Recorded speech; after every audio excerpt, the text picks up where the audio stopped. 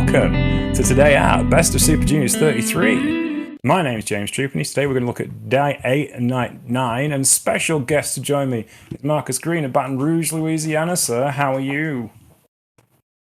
Good. This is a bit rare for me. We've been on New Japan sabbatical for a while, but if I'm going to return, might as well be for the juniors, and then certainly the Super Junior tournament, which is one of New Japan's most notable. It is indeed. I will point out that Marcus has not watched these matches. He's here purely for comedy purposes and to make commentary jokes and Yeah. keep up my spirit as I've had to plow through these on my own with Christy, whose house is moving, is going really well. Decorating's on point, she told me this week, so all good. Hope you enjoy the new house, Christy. Yeah, so we are looking at Night 9. We are at Tsubami, Niigata, Japan, at Niigata Tsubami Civic High School, 825 in attendance. Our opening match was Tiger Mask versus Tatsuya Matsumoto, 7 minutes and 11 seconds. Tiger Mask is retiring, Marcus. Did you hear? Yeah, I think I did. I think we talked about it on the last show. I was talking about something else. Yes. He had a match with Doki for the IWGP Junior Heavyweight Championship, and then calling it today. So that match happened. TMDK, Harley Jackson, Robbie Eagles, and Rai Owa defeated Daisuke Sasaki, Matsuyori Yasuda, and Toru Yano in 6 minutes and 51 seconds. That match would have been well worth watching for the shenanigans, because Daisuke Sasaki and Toru Yano are going to have a match together on a DDT show soon. And I'm sure that Hartley Jackson, our good friend Hartley Jackson, would have things to say. Any commentary on that match? No, that. I mean, that is interesting. You say this is involving Yano. Yano and Daisuke Sasaki. You haven't come across Daisuke Sasaki before, and you'd have to go back to last week's show, the last Monday's Today Out, where Sarah Kerchak, who is Daisuke Sasaki's forever champion and believes he's the most golden boy in the world who never does anything wrong, waxed lyrical for an hour and a bit about Daisuke Sasaki and his greatness. So go back and listen to that show. But essentially, if you imagine a goth that cheats all the time, you pretty much got a good idea. With Yano, that's an interesting combination. Yes, it is intriguing. But yeah, Daisuke Sasaki, charisma all over the place. But yes. In a match that sounds, oh lordy, Dick Togo and Sho defeated Gedo and Taiji Ishimori 4 minutes and 47 seconds. Are you aware of Unbound Company? Should I explain that? Explain it. I'll explain. So, for those of you who have been catching up like Marcus, so we've got no more War Dogs or Bullet Club, right? You with me so far? And we've got no more LIJ. Obviously, when Naito left, they disbanded LIJ. So all the LIJ guys kind of hung out, and they were trying to figure out what to do. And unsurprisingly, when a bunch of people's contracts were running out, they merged the two together to form Unbound Company in this Bullet Club LIJ crossover. So Wow. Gedo and Taiji Ishimori are good guys now.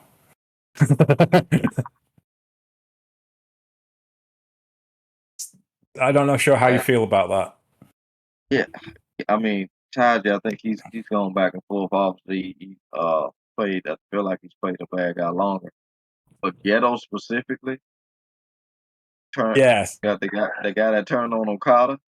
Yeah. Yeah, it's And Jay. Yeah. Yeah. I'm on two of the biggest guys. Yeah. I still be having like the ultimate side eye Ghetto. Less so Taiji, but talk about a sign of the times. Oh yeah. You were just shocking behavior.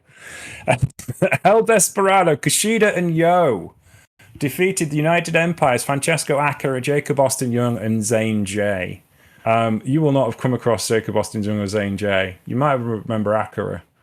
But yes, Jacob Austin Young and Zane J were described this week as by Sarah Kerchak last week as proof that white people invaded the world but didn't use any of the spices, was her description of them too. Hilarious. She doesn't like them because they're just the most basic heels possible. Basic white guy heels is her mantra on them, and I don't disagree. However, Christy loves Jacob Austin Young. She adopted him, so I'm not allowed to make jokes about him anymore. But he's not. She's not here, so it's all right. But yeah, babyface's take a win there. Any commentary on that? How do you like Show and Kushida being on the same side? How they gelling? I think they're doing pretty well. Obviously, Yo's pretty weird, and Kushida has been acting weirder. Oh wow. So they're kind of gelling a little bit. Despy and Kushida on the same team is still weird. Yeah. It's still like, oh no, because I remember the wars they had before, and it's like Kushida and Despy, they're cool now. They're cool now. Yeah. But they're still a little bit wary of each other, and I like that. Whereas Yo was a bit like, yeah, it's all right, it's fine. It's like the two former bad boys and Kushida is a bit of a, yeah, it's kind of cool. I enjoy it for what it is, and Yo's fantastic all the time, and yeah, it's just like seeing the two foremost aces of I suppose Despy is still the ace of the company, really. Ace of the junior heavyweight division, Kushida, the former ace of the junior heavyweight division, Yo, the ace that never was and perhaps should have been, but here we are. So yes. Oh, yeah. Yeah. Yeah. Block action. Yoshinobu Kanemaru, 10 minutes and 11 seconds, was defeated by Hyo. So Hyo comes from Dragon Gate and is about the most beautiful man you've ever seen in your life, Marcus. He won, the concourse they have here for the best body in New Japan. He won that this year, and he doesn't work for New Japan. Speaking of aces, did Ace Tanahashi have that at one time? Yes, so for several years. He did enter last year. It was last year he was qualified because he was not an active wrestler this year. The storyline behind this is Hyo's. It's going to take some explaining. Hyo's a leopard, kind of, and he has a leopard pet, which is a stuffed animal called Mian Mio, which Show in their match kidnapped before their match. And House of Torture have been torturing Hyo with the fact they have Meow Meow. And so yeah, that's kind of the level working out there. It's entertaining and fun. But Hyo turned up in all black tights and black nail polish and came to kick ass. And then I don't think Kanemaru was expecting that. And it was ace. It was a lot of very entertaining fun. So yes, if you're into that kind of thing. Yeah. Any further comments? I was also just thinking this is the perfect time to have Hiromu there to kind of help Daryl the situation. Oh, Hiromu would have loved it. I'm thinking Hiromu's doing like a quiz show in Japanese TV at the minute. I think he was probably watching going, oh, cats. Oh, well. Yeah. But yes. Master Wato then defeated Daiki Nagai 7 minutes and 45 seconds. So Daiki Nagai is the young boy from Unbound Company who basically the story is Doki refused to enter this tournament this year because he believed that the entire junior heavyweight division is below him. So Tanahashi told Daiki Nagai kind of said, why can't I take his place? And Tanahashi said, all right then, give her a shot, see how you get on. As a young boy in the Best of Super Juniors, as previous young boys in the Best of Super Juniors, he'd not done well, but he's had some cracking matches. He's been absolutely a superstar. Same story here against Master Wato. 7 minutes and 45 seconds, and it gets Master Wato to 10 points. He quietly got to 10 points. Any thoughts on Master Wato at the moment? He's having a bit of a renaissance this year. Oh, it's just always good. Almost like hearing his progress through the eyes of you and others on the show, as opposed to actually checking it out, because I remember where he started on the other show. So it's always just interesting to see that journey, because he at one point it felt like his name could have been Can't Get Right, and now it's kind of turned around and evolved with so many changes that's happened in New Japan. He's kind of been able to roll with the punches essentially and come out pretty functional at a time where it felt like he was his greatest enemy, to the point where he was like, move over, Yoshihashi, I got the spot now. So yeah, it's interesting to hear his progress. Yeah, he's absolutely like he's much cleaner, a much better wrestler than he used to be. His timing is impeccable now, and become he's kind of got that edge to him that makes you want to be more involved with him. And he's lost the softness a little bit, which I don't. It's kind of the story he has to tell, right? If he's not a hardcore character to start with, so he has to kind of like learn that edge. It's taken him a long while for that to happen, but yes, it's great to see him develop at this speed. Next up was a bit of fun because it's Raisuke Taguchi. So obviously shenanigans. Raisuke Taguchi the other day wrestled Kosei Fujita. Kosei Fujita notably has a shaved right hand side of his head and a left hand parting, right? So his hair goes to the left, and Taguchi's hair goes to the right. So Taguchi said whoever loses the match has to have a central parting for the next 69 days, because of course it does, because it's Taguchi. So Kosei Fujita won the match, and then he brought gel and a comb. He was well into this entire concept, and he gave Taguchi his central parting. He was a good sport and took his central parting with aplomb. So of course he comes out for this match with a central parting, and he's wrestling Robbie X. Have you come across Robbie X before? I haven't. No. So Robbie X is an English wrestler. He's from Lincoln, like me. So obviously he's awesome. But he's well versed in end of the pier style shall I wrestling, right? So the old school British kind of call and response wrestling. So he goes out and goes, hang on, I'll come back in a second. Goes behind, and he's bald. He's got a shaved head because he understood the fight was not going to be won a couple of years ago and shaved his head. And then he comes out with a black central parting wig on and wrestles Raisuke Taguchi in a wig. And it did not look bad, actually. 8 minutes and 7 seconds. Big dumb wrestling match. That's interesting, and I'm looking at him. I'm looking at him now because I typed his name in on Twitter. Yeah. Interesting cat. Yes, he is. He's awesome. I love him to bits. He's found really a home in New Japan Pro Wrestling. The crowd love him. Hurricane Hall gave him a standing ovation earlier this tour. He had a match with, I think it was, he won a match with, I'm sure it was Titan. He won a match with Titan at Hurricane Hall, and the place. No, it was Kosei Fujita. That was it. He beat Kosei Fujita's the big baby face of the young guys, and he beat him at Hurricane Hall. And Hurricane Hall loved Fujita, but they gave Robbie X a standing ovation for that match. It was that good. So yeah. Next up was Nick Wayne of your AEW / Ring of Honor. He defeated Titan in 12 minutes and 1 second, which got Titan stuck at 10 points, and Nick Wayne went up to 8 points. What's your thoughts on Nick Wayne, Marcus? Because you'll have seen a bit more of him than I will have done.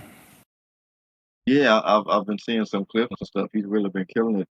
Essentially, I would imagine on his own, no interference, all that stuff that he usually have had in AEW. And I've been seeing some really good stuff from him. I think it's time. It's a bit of an AEW excursion in New Japan has really done him some good, particularly in ring wise. Yeah, he feels like he fits in a lot more this year. Like he came last year, and he was good, but he looked like a fish out of water some of the time, I think. Whereas this year, he's just kind of like, he's one of the guys this year. It feels much more natural fit for him. So yeah, I think he's done well. Sorry? That's good to hear. No, that's good to hear, because he is probably one of those, and I think we mentioned this on the last show, he is kind of one of those younger prospects that's really making motions, even though he doesn't get talked about a lot. Yes, I actually did that as a breakout show for the Friday re-release this week, just because I was on holiday.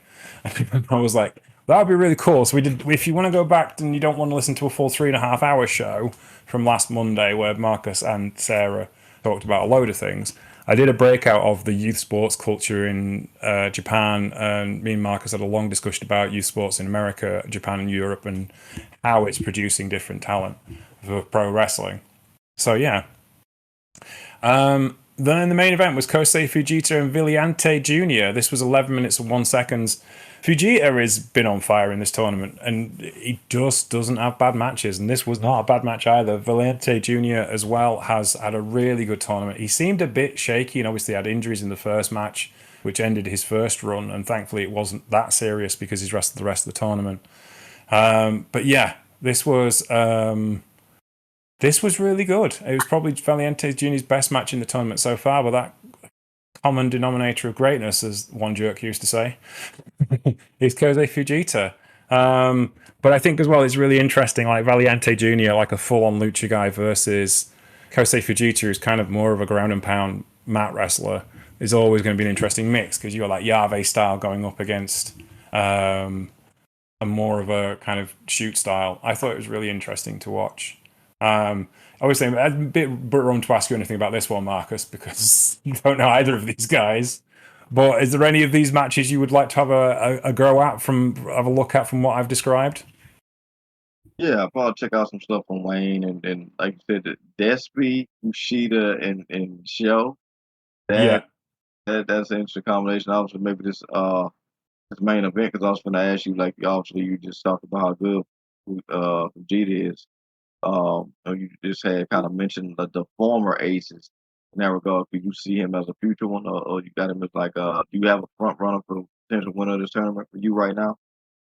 Fujita won it last year, so Yeah, I'm torn on the whether he can go back to back or not.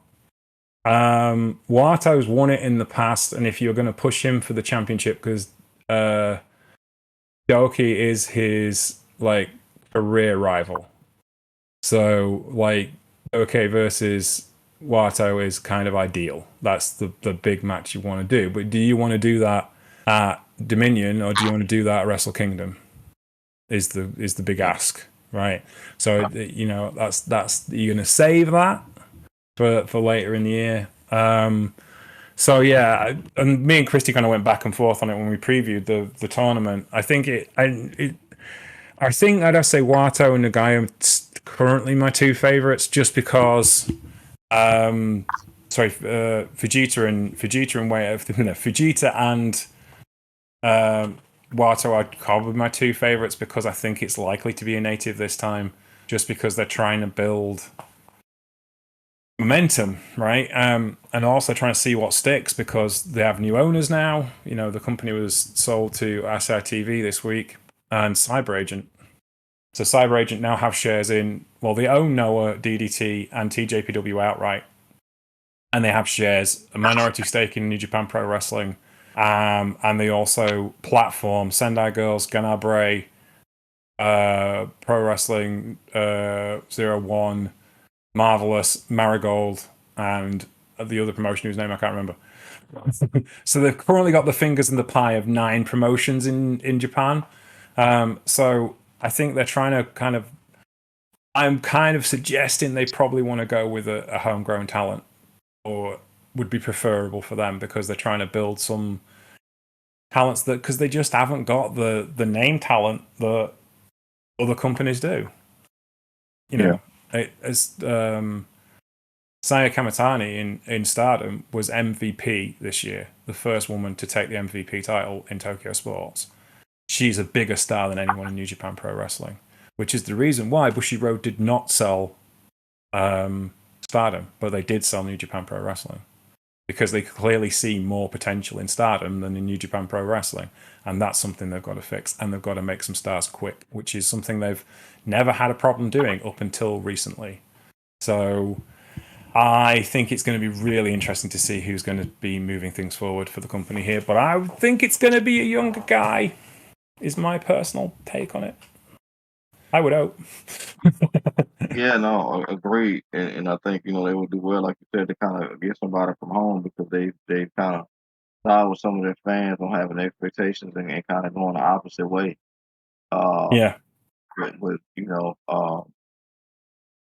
guys from the states or what have you, just because of either the shock and awe of it, or because you just wanted to subvert expectations. But a lot of times, sometimes the simplest answer is the best. with some of these scenarios. But again, like you said, it's kind of like the new wave. You got to put a young guy on. You got to get behind him. Hopefully, stay healthy and be consistent with it. And yeah, somebody needs a hometown. We need a couple consistent hometown wins in New Japan. Because even though I haven't been consistently watching, I have seen these big decisions be made, and it isn't homegrown talent. Like I like the fact that Takeshita won, but I fully understood why people were doing it. Yeah. So we shall have to see. In the meantime, thank you very much for listening to us. Where can we find you on the internet, Marcus? Yes, sir. On Twitter, as always, Paradox Kid, PARADOXKID. Hit me up. You can find me at Sheriff Landstar on Twitter, Blue Sky and Mastodon, and Sheriff Landstar TX on Instagram. You can find the show, Troopany Show, on Blue Sky, Instagram, and on Twitter. Take care. I will be back on Monday with a roundup of Saturday's show because that's just how busy I am. See you soon and have a great Sunday. Take care. Bye.